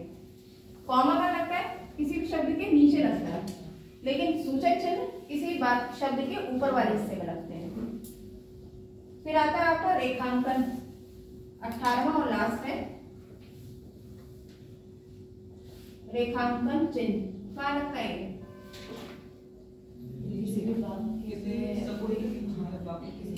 इसे हम कहते हैं इंग्लिश में अंडरलाइन। कहाँ लगती है? ऊपर या नीचे? नीचे। तो अंडरलाइन नीचे लगती है, और इसी तरीके से कितने होंगे आपके? 18 प्रकार के विराम चिन्ह।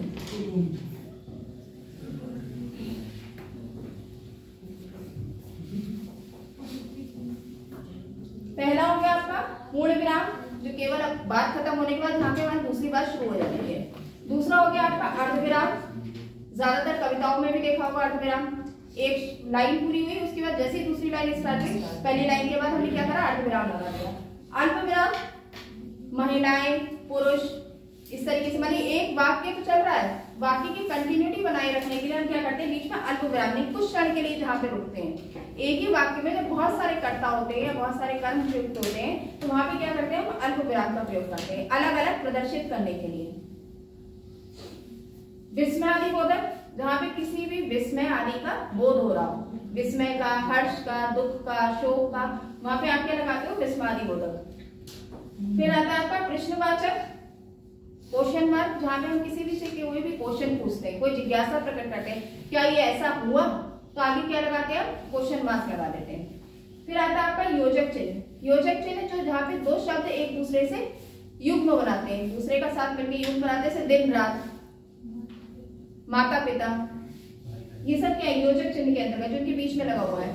फिर आगे आपका निर्देशक चिन्ह, जहाँ पे अपनी बात कहने शुरू करने से पहले हम उसके बारे में कुछ निर्देश देते हैं और फिर अपनी बात शुरू करते हैं, वो होते हैं आपके निर्देशक चिन्ह।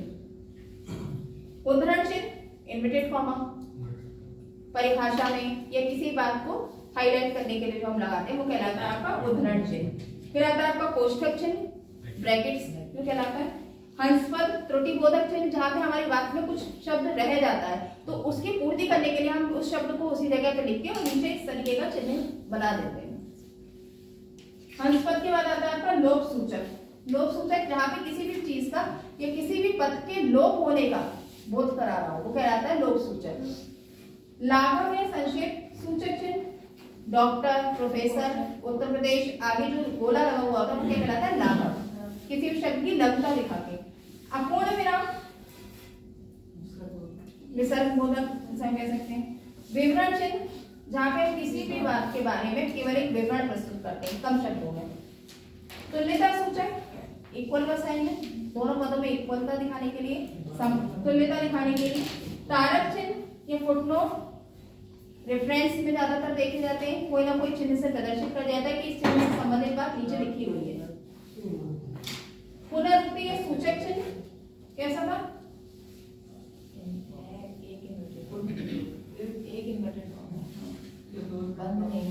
बंद नहीं होगा, हाँ।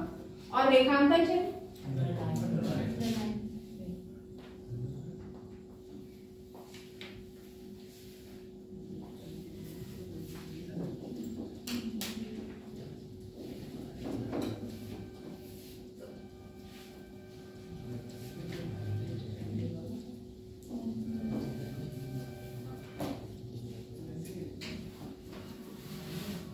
पूछना कुछ पढ़ के देख लो इसमें।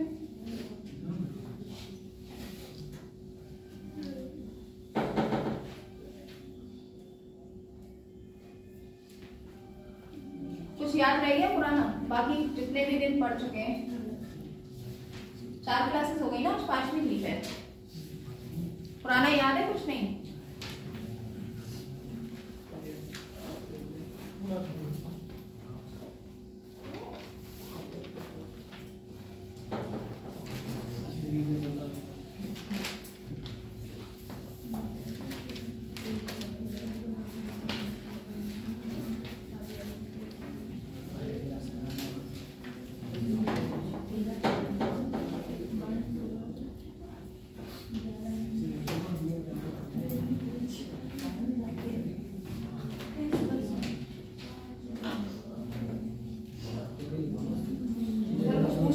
पुराने में से ही पूछ लेते हैं, बातें नहीं।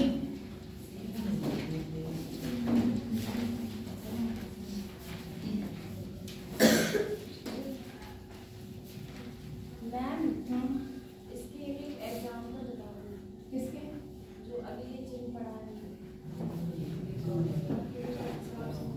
चिन्ह के एग्जाम्पल ही तो बताए थे सारे, क्या पूछना चाहिए बताओ। जैसे कि आपने मैम वाक्य पढ़ाया था, एग्जांपल दिखाए थे, ऐसे कोई शब्द चलो ठीक है। पूर्ण विराम, पहचान समझ में तो आ गया ना, 18 प्रकार के होते हैं, कौन कौन से होते हैं। पूर्ण विराम कहा लगता है जहाँ पे एक बात के बाद दूसरी बात हम शुरू करते हैं, जैसे राम के द्वारा खाना खाया गया, सीता के द्वारा खाना नहीं खाया गया, तो एक बात पूरी हुई, पहले बार हमने क्या था, राम ने खाना खाया, विराम लगा। और फिर हमने इसके बाद दूसरी बात शुरू कर दी, सीता ने खाना नहीं खाया। तो विराम करने के बाद हमारी क्या हो रही है, जस्ट दूसरी बात शुरू हो रही है, वो कहलाता है हमारा पूर्ण विराम। फिर आता है आपका अर्धविराम। अर्धविराम कहाँ होता है, जब आप कविताएं पढ़ते हो हिंदी में तो क्या होता है, एक लाइन लिखी, उसके बाद जस्ट दूसरी लाइन शुरू की, लेकिन वहां पे हमने क्या करा, हमारी बात पूरी नहीं हुई है, उसके लिए हमने क्या दिखा दिया, अर्धविराम का चिन्ह दिखा दिया। क्यों, क्योंकि यहाँ पे छंद योजना है, एक तुकबंदी चल रही है। अल्पविराम जहाँ पे आप कुछ क्षण के लिए रुकते हैं, लेकिन क्या होता है वहां पे जरूरी नहीं है, यहाँ पे क्या हो रहा है, यहाँ हमारा एक वाक्य था दूसरा वाक्य था, वाक्य में चल रहा है ना कंटिन्यूटी में। अल्पविराम क्या होता है, एक ही वाक्य के अंतर्गत लगने वाले, जैसे हमने कह दिया राम सीता और लक्ष्मण वन को गए, वाक्य तो एक ही है ना, लेकिन क्या है यहाँ पे अलग अलग दिखाने के लिए हमने, अब यहाँ पर मान लीजिए और यहाँ पर भी लगाते राम और सीता और लक्ष्मण, क्या वो सही होता? तो उन चीजों को दूर करने के लिए, उन अशुद्धियों को दूर करने के लिए हमने क्या कर दिया, अल्प विराम का प्रयोग कर दिया। आ रहा है समझ? फिर आता है आपका अल्प विराम क्या, विस्मादिबोधक। विस्मादिबोधक जहाँ पे किसी भी प्रकार का हम विस्मय प्रकट करते हैं, जैसे हमने कह दिया ओह, विस्मय प्रकट किया, या हमने कह दिया हाय,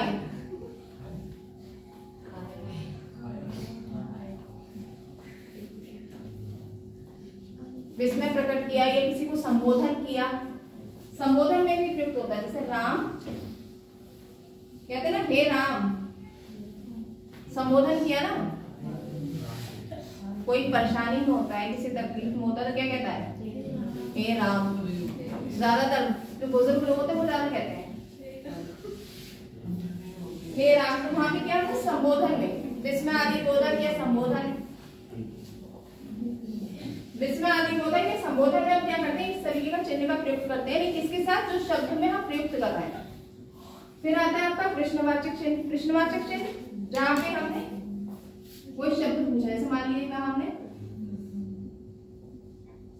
श्याम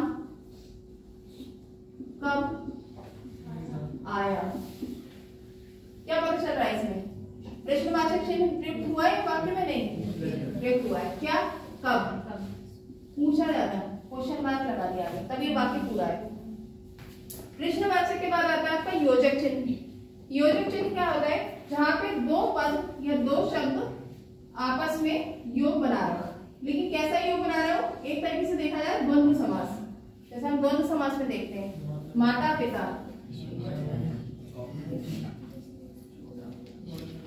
माता पिता, रात दिन, ठीक है। योजक चिन्ह का काम कर रहा है, और योजक चिन्ह क्या कर रहा है, दोनों चीजें, दोनों पद मिलकर एक शब्द युग्म बना रहे हैं। योजक के बाद आता है आपका निर्देशक चिन्ह। निर्देशक चिन्ह क्या होता है, जैसे मान लीजिए हमने डेफिनेशन सब लोगों ने बचपन में पढ़ी होंगी, संज्ञा क्या है, संज्ञा के बारे में लिखना शुरू कर दिया। अब ये शब्द था, लेकिन शब्द है क्या, इसके बारे में जो पूरा सारा को हमने यहाँ पे प्रस्तुत कर दिया इसके सामने, वो कहलाएगा आपका निर्देशक चिन्ह, जहाँ पे निर्देश दिया जाता है। कोई भी एक शब्द लिख के उस शब्द के पूरे सार को, उस शब्द को क्यों लिख रहे हैं, उसका निर्देश दिया था, वो कहलाता है निर्देशक चिन्ह। निर्देशक चिन्ह के बाद आता है आपका उद्धरण चिन्ह या इन्वर्टेड कॉमा।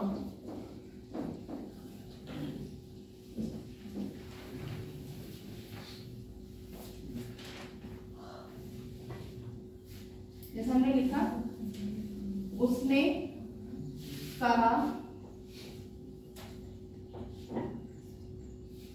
मैं पत्र नहीं पढ़ूंगी।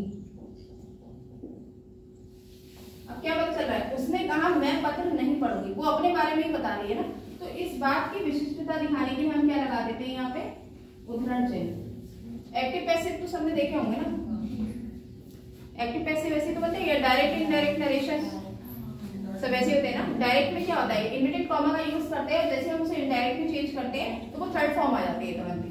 वो इन्वर्टेड कॉमा हटने के बाद बाई का यूज होने लगता है। उद्धरण चिन्ह के बाद आता है आपका कोष्ठक। कोष्ठक में क्या होता है, जैसे पता ही चल रहा है ब्रैकेट, कोष्ठक में बंद कर दिया, यानी ब्रैकेट्स में बंद कर दिया। कोई भी बात कही और उसके बाद हमने क्या करा, उसे ब्रैकेट में बंद कर दिया।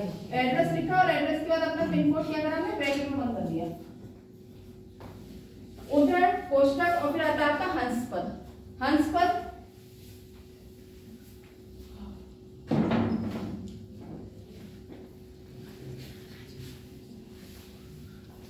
जैसे मान लीजिए यहीं पर था, पत्र लिखना हम भूल जाते हैं। यहाँ पे उसने कहा मैं नहीं पढ़ूंगी, जगह भी नहीं है, तो हम क्या करेंगे, यहाँ पे हंसपद बना के ऊपर लिख देंगे पत्र।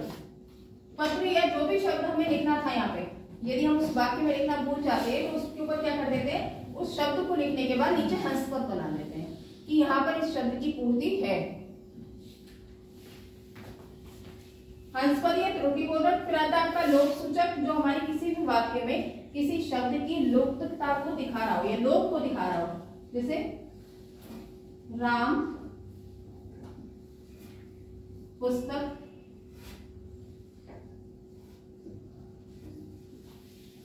पढ़ रहा है। अब ये वाक्य तो है लिखा हुआ, कर्ता भी है, क्रिया भी है, लेकिन क्या है, कर्म नहीं है, और कर्म का लोप दिखा रहा है किसके द्वारा, लोप सूचक चिन्ह के द्वारा। फिर आता है आपका लाघव या संक्षेप सूचक।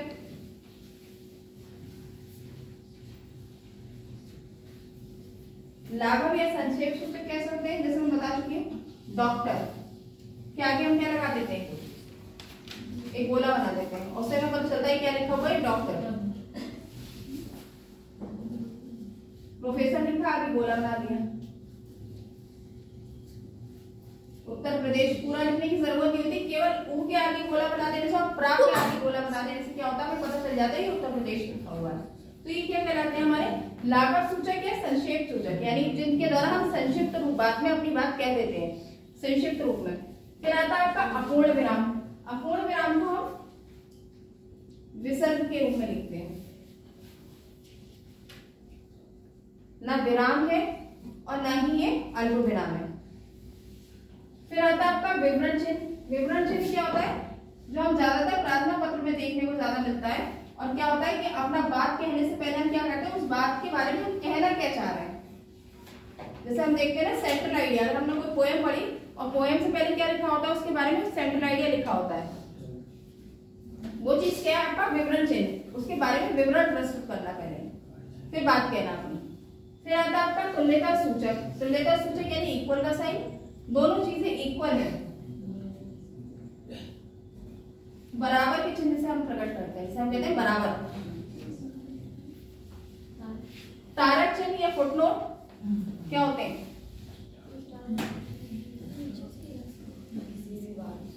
किसी भी बात को कहने के बाद उस बात की सिद्धि के लिए, पुष्टि करने के लिए जो हम फुटनोट प्रस्तुत करते हैं। मान लीजिए ऊपर कोई राइटर का नाम लिखा, उसकी कोई बात लिखी और वहां पे हमने एक फुटनोट बना दिया अपनी पहचान के लिए, और उस फुटनोट को लेके नीचे लिख दिया ये बात हमने किस पुस्तक में पढ़ी थी। फिर आता है आपका पुनरुक्ति चिन्ह या सूचक चिन्ह, और एक आता है आपका रेखांकन चिन्ह। पुनरुक्ति सूचक चिन्ह क्या होता है, दो वहां पे लगे हुए, लेकिन कहाँ लगे होते हैं, सिर्फ ऊपर, और इसी ही दिशा में लगे होते हैं, ना कि अगर इसे उल्टी दिशा में लगा देंगे तो उद्धरण में बन जाएंगे। फिर आता है आपका रेखांकन चिन्ह, जिसे हम कहते हैं अंडरलाइन। जब हमारी बात समाप्त हो जाती है या फिर हम किसी बात को कहना चाहते हैं, कोई बात ऐसी है जिस शब्द में बाद में हमारा क्या होता है, वो शब्द जरूरी होता है, तो उसे क्या कहते हैं, अंडरलाइन से प्रदर्शित कर देते हैं।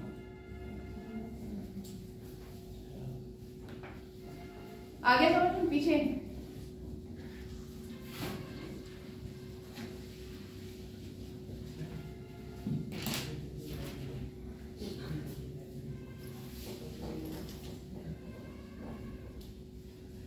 हाँ क्या पूछना चाह रहे थे, पुराना याद है किसी को, कुछ नहीं, कॉपी बंद करके, कॉपी खोल के नहीं।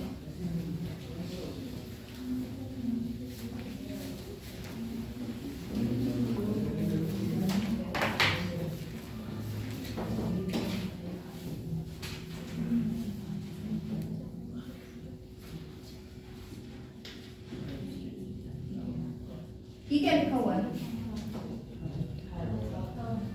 ठा या टा? हाँ। इसका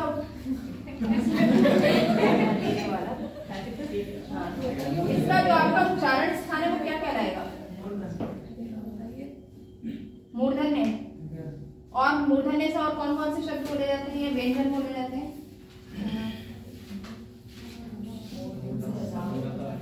कौन सा स्वर बोला जाता है मूर्धन्य से? हाँ, ये क्या है? व्यंजन है स्वर है? स्वर कौन सा है जो मूर्धन्य से बोला जाता है? ऋषि वाला ऋ।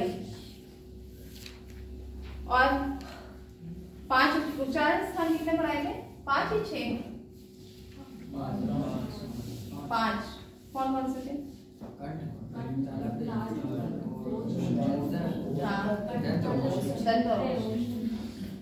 दंत से कौन कौन से बोले जाते हैं? दंत से बोले जाने वाला स्वर कौन सा है?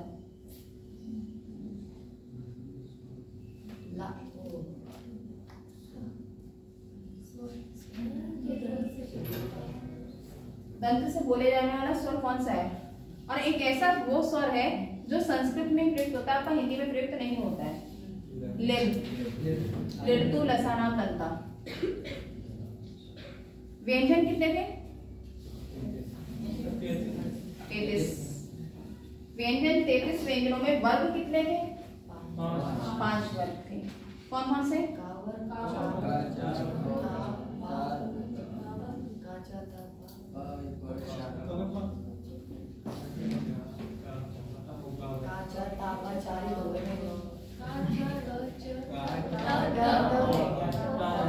का, चा, टा, ता।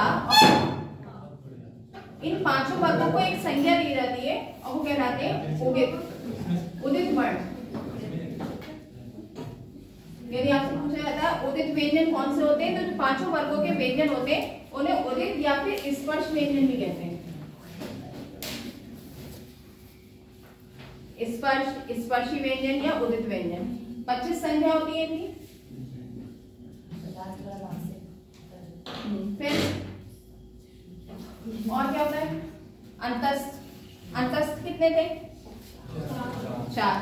कौन कौन से? 11 लाभा। 11 लाभा। इन चारों को अंतस्थ ही क्यों कहा जाता है? स्वर और व्यंजन के बीच में पाए जाते हैं। क्यों? कहाँ पर? उसमें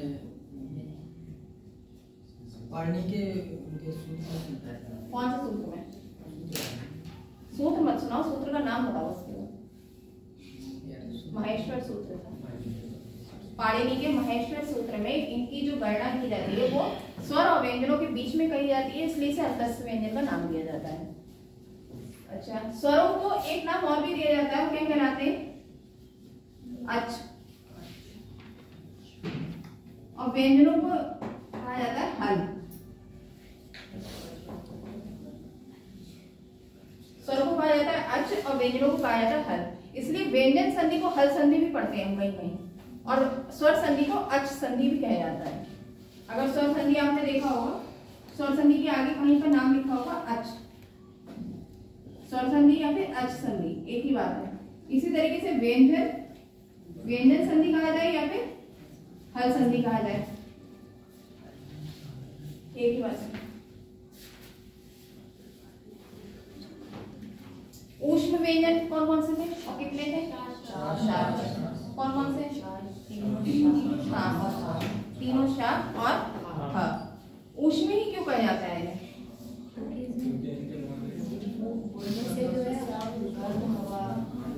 इनके बोलने से ऊष्मा युक्त वायु हमारे मुंह से निकलती है, इसलिए ऊष्म व्यंजन कहा जाता है। तीनों प्रकार के जो शाख है, तीनों प्रकार के शाख का उच्चारण स्थान पहला कौन सा था? पहला जो शाह था वो दंतसा, तालव्य और मूर्धन्य। क्रम हो सकता है ऊपर नीचे बता दिया। इन तीनों प्रकार का जो उच्चारण स्थान है वो एक का दंत है होता है।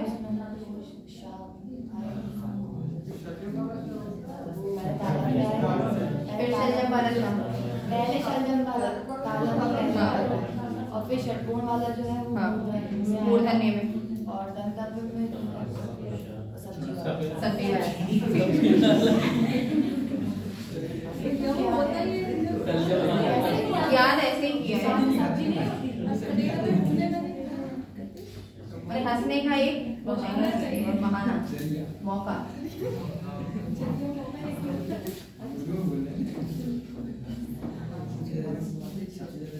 और क्या पढ़ा हम लोगों ने? अयोगवा क्या होते हैं? अयोगवा अयोगवा पढ़े थे?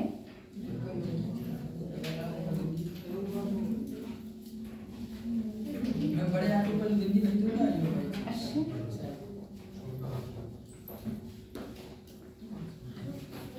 जो ऊपर बिंदी लगी होती है उसे क्या कहते हैं? अनुस्वार। ऊपर बिंदी लगी हुई है वो क्या है? अनुस्वार। जैसे हमने कह दिया हंस, क्या है ये? अनुस्वार है लगा हुआ। एक बात होती है अनुस्वार की, एक होते हैं अनुनासिक। अनुस्वार को पता चल गया जिसमें ऊपर बिंदी लगी हुई है। अनुनासिक व्यंजन कौन से होते हैं? जो पांचों वर्गों के अंतिम होते हैं, जिन्हें नासिका की सहायता से बोला जा रहा है। जैसे काका गागा ड़ा, जो पांचों वर्गों के लास्ट वाले हैं वो क्या कहलाएंगे आपके? अनुनासिक व्यंजन, क्योंकि उन्हें नासिका की सहायता से बोला जा रहा है। ये हो गया आपका अनुस्वार। अयोगवा की बात करें, अयोगवा कौन से होते हैं?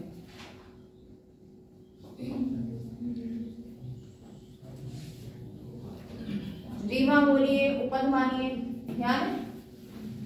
दो प्रकार के थे, एक थे आपके जीवा बोलिए,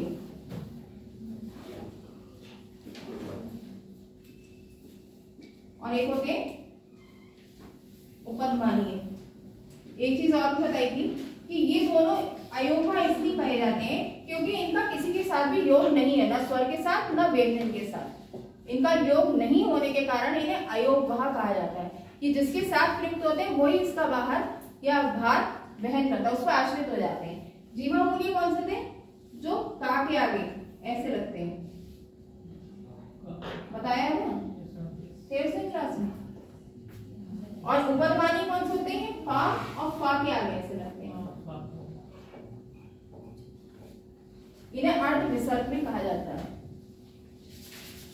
अयोगवा को अर्ध विसर्ग का नाम भी दिया जाता है। ये दो प्रकार के होते हैं, एक होते हैं आपके जीवा मूल्य और एक होते हैं आपके उपदमानी। का और खा के आगे अर्ध विसर्ग। इन्हें क्या कहा जाता है दूसरा ना? अयोगवा का दूसरा नाम क्या है? अर्ध विसर्ग। अयोगवा को अर्ध विसर्ग भी कहते हैं। दो प्रकार के, जीवा मूल्य और उपदमानी। उपदमानी में केवल पाव फा के आगे अर्ध विसर्ग लगा हुआ है और का और खा के आगे अर्ध विसर्ग लगा हुआ है, यानी कि वो जीवा मूल्य है। अयोगवा की बात हो गई। और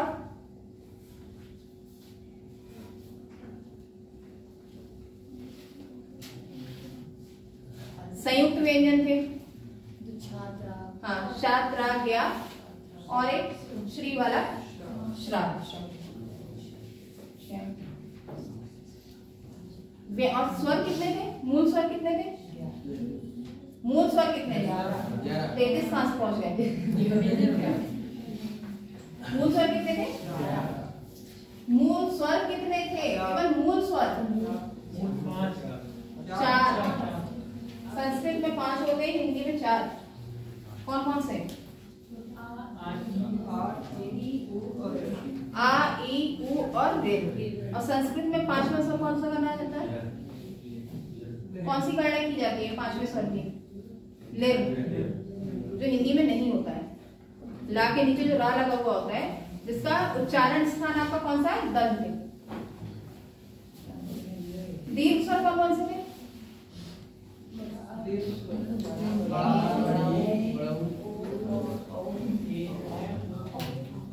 दीर्घ स्वर की संख्या थी 7, जिसमें 4 आपके संयुक्त स्वर भी थे।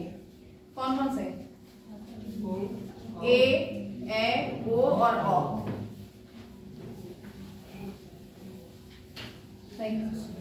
फिर बात कौन सी की थी हमने नेक्स्ट क्लास में? फिर संधि। संधि में कौन कौन सी थी संधियां? 3 प्रकार की संधि होती है। स्वर संधि, व्यंजन संधि और विसर्ग संधि। स्वर संधियां कितनी पड़ी थी? 5 ही थी। 6 5 थी 6 5 नहीं करवा सकते 6 हुई ना, पहले 5 पढ़ेगी उसके बाद 6 पढ़ेगी, लेकिन वो होती तो और भी ज्यादा है। 6 संधियां थी जो हम पढ़ चुके हैं स्वर संधि में। पहली कौन सी थी?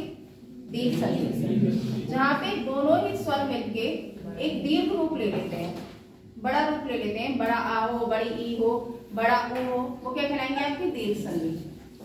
दीर्घ संधि के बाद क्या था? गुण संधि। गुण संधि में क्या है? आ प्लस ई मिलके ए बन गया, जैसे गणेश, सुरेश, महेश, एक मात्रा वाले शब्द हाँ वो सब गुण संधि में थे। और इसी तरीके से एक मात्रा में छोटा ए हो या फिर ओ की आवाज आए। गंगोत्कम, दीर्घ गुण, और कौन सी थी तीसरी? प्रतिसंधि, जहाँ पे 2 मात्राएं प्रयुक्त होती हैं। सदैव, ये सब क्या है? दीर्घ संधि। वनौषधि। दीर्घ संधि के बाद कौन सी थी? यण।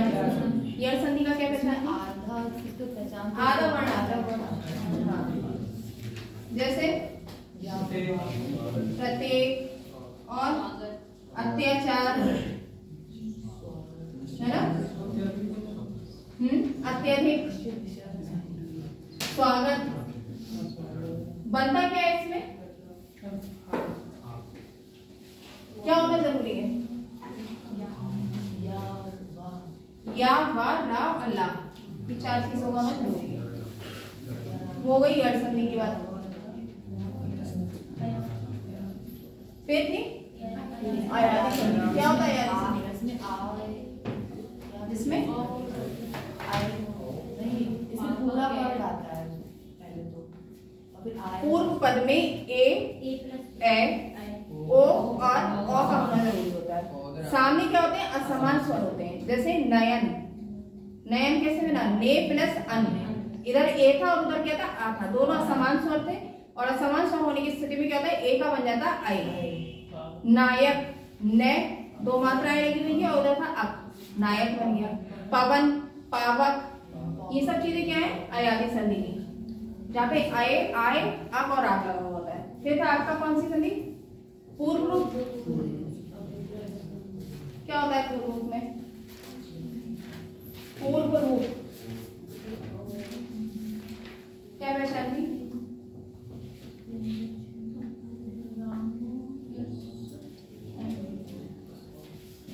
ये थी पहचान, ही नहीं थी? रामा,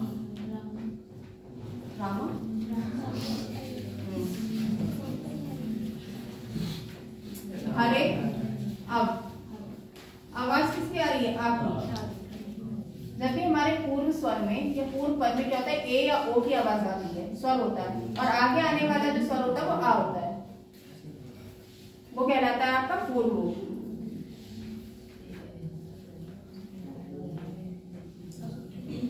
फिर थी आपकी व्यंजन संधि। कितनी पड़ी थी? नाम बता दो सिर्फ। चतुर्थ और